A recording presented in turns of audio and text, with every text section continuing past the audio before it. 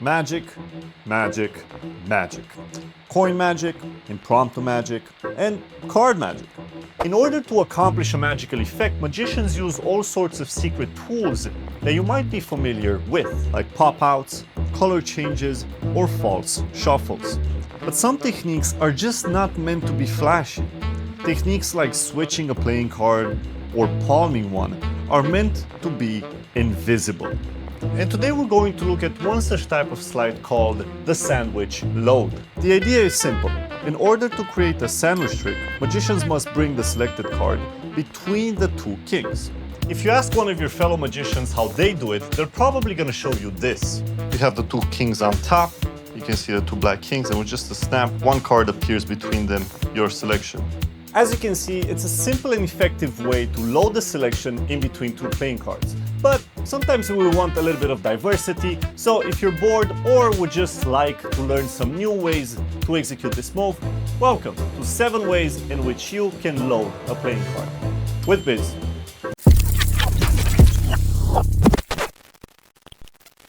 Now, if you're new to the channel and this is the first video that you're watching, just know that this is actually part of a whole series called 7 Ways To, and then like a bunch of other stuff. We post videos regularly every week, so if you want to be announced, the best way is to subscribe and turn on notifications. If not, make sure to just tap in Big Blind Media over there, and then you're gonna find our videos here on YouTube. But hey, let's get into the video right now and start learning some of these slides.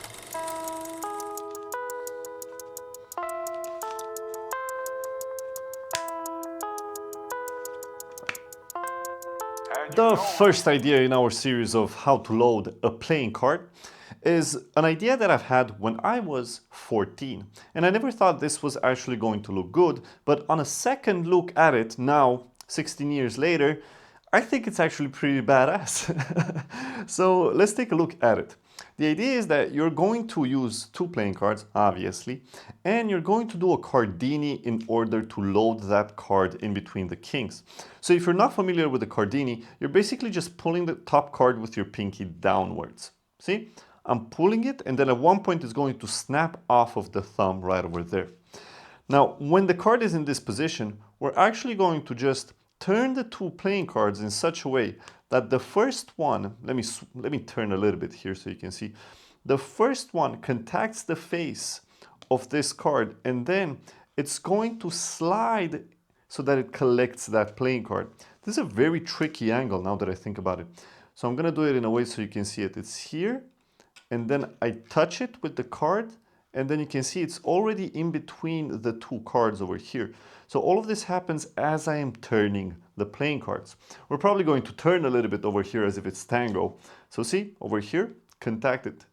And now when I turn it, it's going to have a space in which to go. Obviously, most likely you're not going to be able to see this perfectly because the autofocus is always a little bit strange. But you can see how the card just goes inside of that gap. And then as I'm turning, I can square up all of these 3 playing cards as one single card. And the idea behind this is you want to do the pop as the cards are covering the deck. So you can see over here, if I cover the deck, you actually can't see the playing card having already been lifted. So I'm showing the cards, I'm turning them, and as I'm turning them over the deck, I'm going to do the Cardini, and then I'm going to contact the top card with that one, and I'm going to place both over there. So now I can just wave it, and I have a card in between these 2. I wanted to start off with something a little bit more flashy because this is an idea that most likely most of you have never played around with. And isn't it like the best type of thing when a video begins with something you've never seen? You know what I'm saying? So once more, let's turn around because this is tango lessons. You see over here, boom, I'm literally just releasing them. So after I do the Cardini, I'm contacting the card and then I'm releasing both of them so that they can square up with that playing card over there. And then we can have the sandwich. And there you go, guys. The first idea and 7 ways how to load a playing card.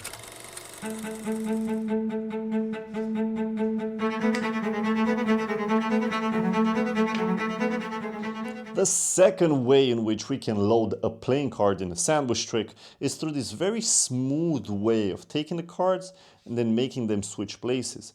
and you're actually stealing 2 playing cards in that moment. So this is a little bit more tricky. So yeah, you're gonna have to practice a little bit more. It is what it is, you know?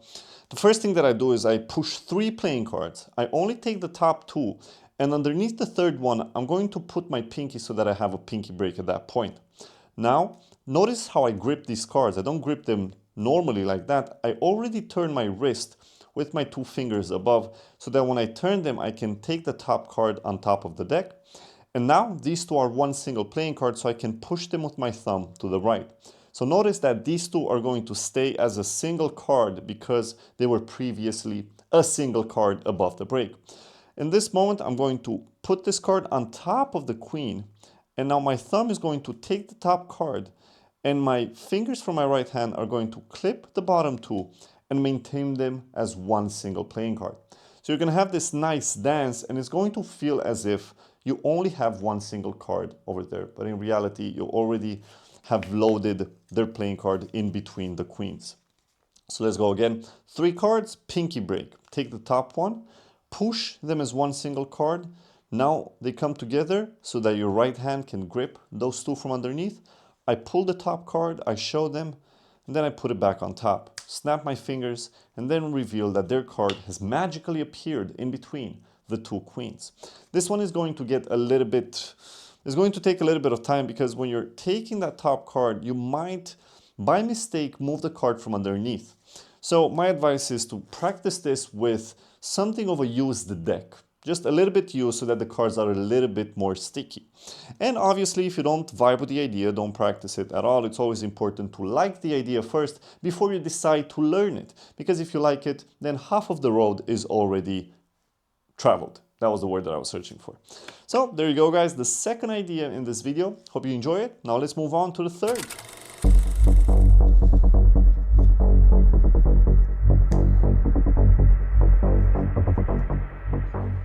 The third way in which we can load a playing card in between 2 others is by building on what we've just learned. So we're going to push 3 cards and get a pinky break underneath the third one. After that, we're going to take the top card on top, and notice that now we have a pinky break underneath their selection and the 7. So what I can do is pull the deck with my pinky in order to create a gap where I can insert the next 7. So now we have a nice display. I can close it, and just like that, we have their card in between. If you don't necessarily like that display, what you can do is you pull down on the deck, you place it underneath, you pause for a second to talk about the 2 7s, and then you square them up just like that. Afterwards, you snap your fingers and their card is in between. Now, let's say you don't like that either. The most important thing about Magic is liking what you are doing, because you're going to be practicing a lot before you can actually do it to somebody, and then if it gets good reactions, you're going to perform it a lot. So if you hate it, you're going to hate the trick. Now, deal, get a pinky break, that one, and now what we can do is we grab those 2 cards with the thumb and the middle finger at the front, and we're just going to move our middle finger forward so that we can grip these 2 cards as one single one and have this display. Now we can wave our hand, and just like that, magically 1 card appears in between the 7s. This one is a little bit more flashy, and you might have seen some magicians use this one for different effects. We have it over here, and then the card appears. I like this one. I think I like this one. You probably like this one.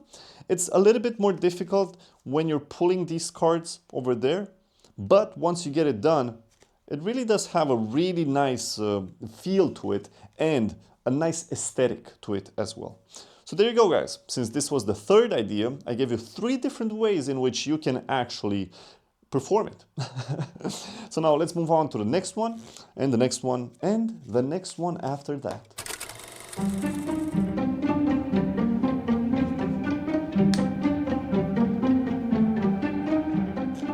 Now this one is a beauty, because it's got a nice flow to it and it doesn't feel like you're actually doing anything, but in reality you're sneaking that 1 card in between the 2 aces when you are turning them, and then when you're turning the aces, you're turning their playing card as well in between them. So then you're gonna have this nice sandwich trick. If you're not familiar with this technique, then you are in for a treat. So the first thing that we do is, again, everything is based on the fact that you're getting a pinky break underneath their selection. So you can already have a pinky break, or you can get it when you're turning these two cards face up. If the aces are already turned face up, what you can do is you push this top card, both, and then you have a pinky break. And it's very important that the top ace is to the left of the ace from underneath. So now, when you pull down on the deck a little bit with your pinky, you're gonna have all of this space where you can insert the second card. So make sure that this card is being inserted in between them. It's very easy once you do it a couple of times. It really isn't that difficult. All you have to do is you pull down on that, you're talking, you pull down, you make sure that the top card contacts the face of the deck, and then if you just sneak it inside there, you can pause and it looks like you're just placing the two aces on top of the deck. You're talking and then you're placing them on top. Now, what I like the most is when you're turning them and you're placing them, it feels like there's a nice flow to it. It doesn't feel like you could have done anything. So if you can get in that position over here, notice that when I take them, I take both of them, and with my thumb underneath, what I'm doing is I'm already pushing that ace to the left. So I'm pushing it to the left, I'm getting that pinky break, I'm pulling down on the deck, and then I'm placing both of those on top. Now, the way that you place them is also important because you don't want the bottom edge to show in between them. So when you have them on top of each other, make sure that you either place them towards the top. Notice that if I place them over here and then move them towards the top, I can actually move the ace lower so that it covers the fact that there's a card in between them. If I have them over here towards the middle, I gotta make sure that I cover the top and the bottom. You know, so you can go something like this, you can go something like this. You know, as long as you make sure that that card doesn't show that it's in between them, you're completely fine. What you can also do is up jog this card or lower jog it. So I don't think lower jog is actually a word. Down jog it. So we're over here, I place them underneath like that, and then I move this card a little bit upwards, but this is just like finessing. This is just like looking at everything. But in reality, you're just going to turn them, you're going to place them over there, you're going to talk a little bit, and then you're going to turn them as one single card. So you got to get used a little bit to the fact that you're turning three cards over there. So we're over here, I'm talking, I grip with my thumb. Notice that I'm also sort of like holding a gun.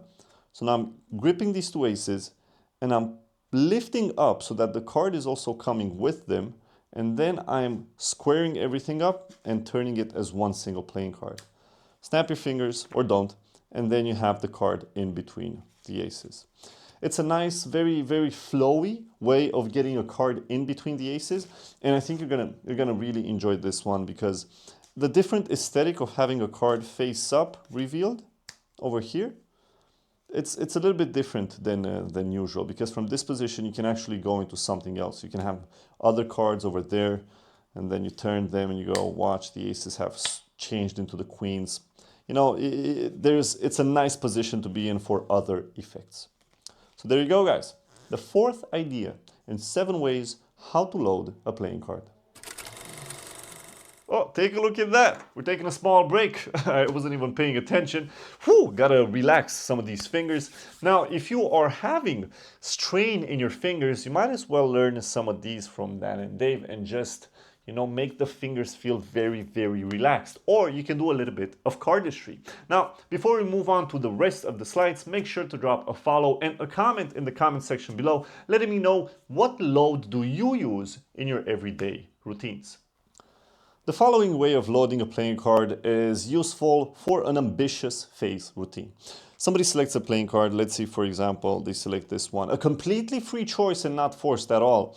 And then instead of placing it face down, we're going to place it face up in the deck. This is because I want you this time to see it rise to the top in a visual way.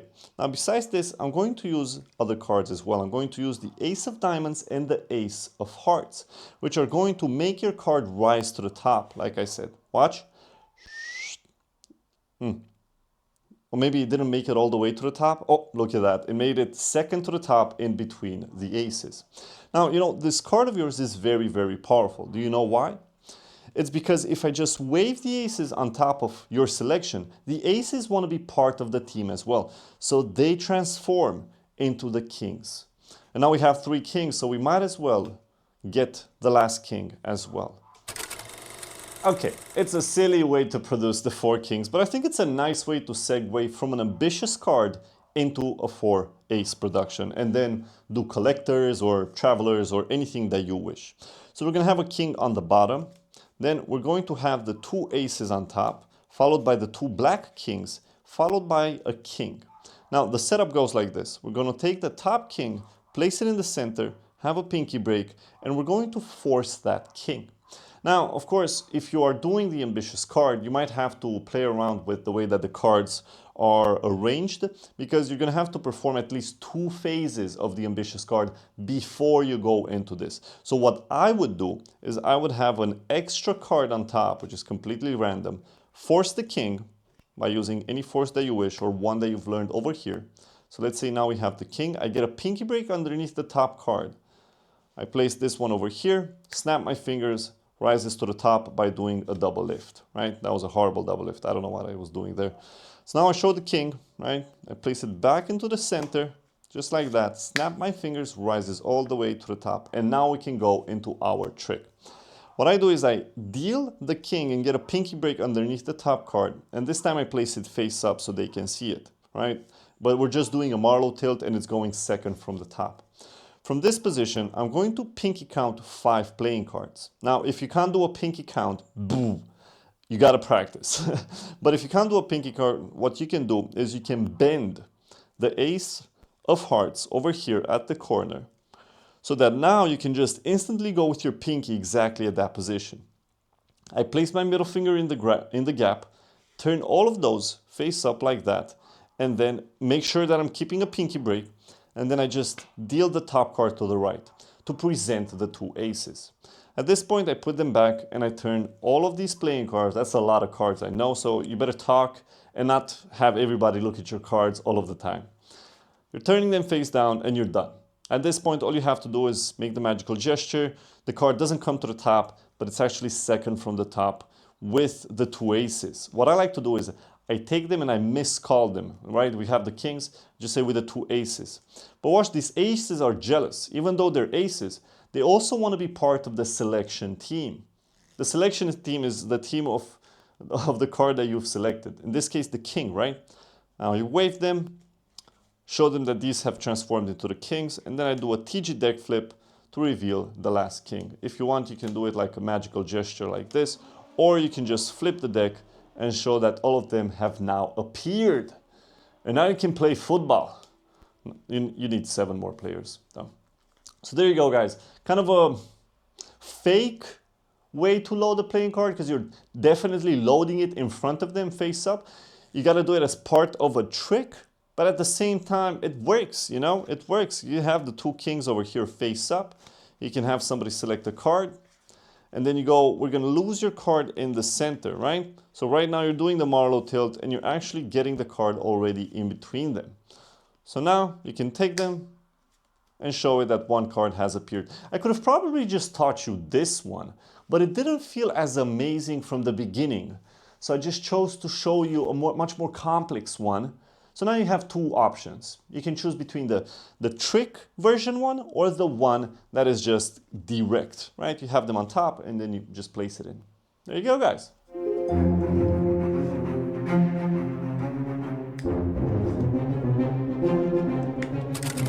Now we're going to be cheating here a little bit because this one is definitely not a load, but you're loading it in front of them as you are showing it that the card has appeared in between the cards. But the card hasn't actually appeared in between the cards.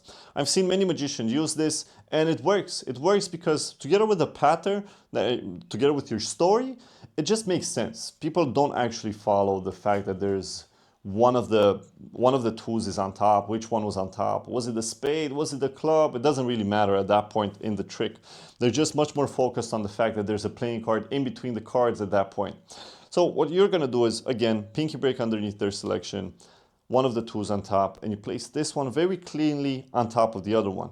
Then you're going to take all 3. Notice that I push them all first, and then I take the top card and I instantly spread the bottom card so that their card appears at the same time that I'm taking the top card. So there's just too much information happening at once in order for the spectator to register where was the spade, you know? So there you go, guys. Boom, boom. We have it over here. I was going to do something else. Snap our fingers, and then instantly we are there. As you can see, sometimes I just grip all of them, and then I instantly go over there, just like that.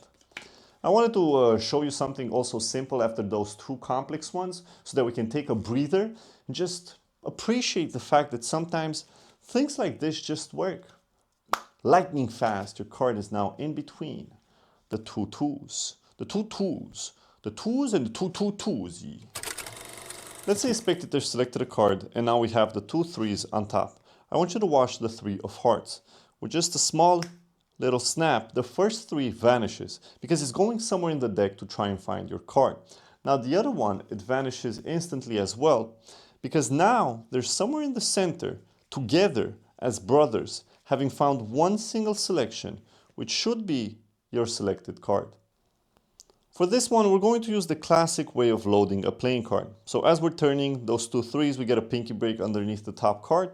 Then we're going to grab all three playing cards as one, take the first one to the left. At this point, they're already loaded. But instead of stopping over here, we're going to push this one forward and then use our fingers to pull the card back, making it look as if the three has completely vanished somewhere in the deck. Then we're going to do a half pass over here. So basically what we're doing, just do a half pass. If you want to learn how to do it, there's definitely, I was just thinking, I could teach it, but at the same time, maybe I shouldn't teach it. There's definitely a lot of tutorials on the internet for this to learn. There's also a whole release with this, with me, with a bunch of applications on bigblindmedia.com as well. So check it out. So you're doing a half pass over here. Is it a half scissor pass or a half pass? It's both at the same time. And then you're going to reveal that the card is in the center in between their cards. Now notice the way that I grip this. I turn my left wrist, and because this card is a little bit out, I can put my thumb on it and I can instantly grab it on the deck. So now this is a way that I've seen many magicians use, and it's got a nice flair to it. There's something nice about taking a card with the deck at the same time. So there you go, guys. Just a nice simple way in which, well, definitely not their card. So just a nice simple way in which you can create a magical effect in order to make their card vanish and then appear somewhere, just like that. It adds a little bit of flair to the fact that their card appeared in between the two threes instead of just going boom and it's on top. It feels like from the moment that the card appeared over here, it feels like you could have done something because you just placed them and then the card appears. So definitely you made it appear by placing them one next to each other. But surprisingly, if you make the card vanish, they don't understand how it vanished. And then if you make this one vanish as well, they don't understand how that one vanished. And then you can just make them appear in the center. There you go, guys. This is the last idea from 7 ways in which you can load a playing card. That was it. Let me know what you thought of the 7 ways to load a playing card. Let me know in the comment section below which one was your favorite, which one do you see yourself practicing, which one do you hate with thirst, and which one do you actually use in your day-to-day routines. My name is Biz, I'm here with Big Blind Media, and we post videos regularly on our YouTube channel. The best way to actually be notified by them is to be a subscriber. If you haven't subscribed, now is the best time to do so. And I'm very surprised that you're actually watching this video until the end, because many times we put a surprise at the end of the videos or in the middle just to make sure that we're rewarding people that are watching the whole video and are a good student.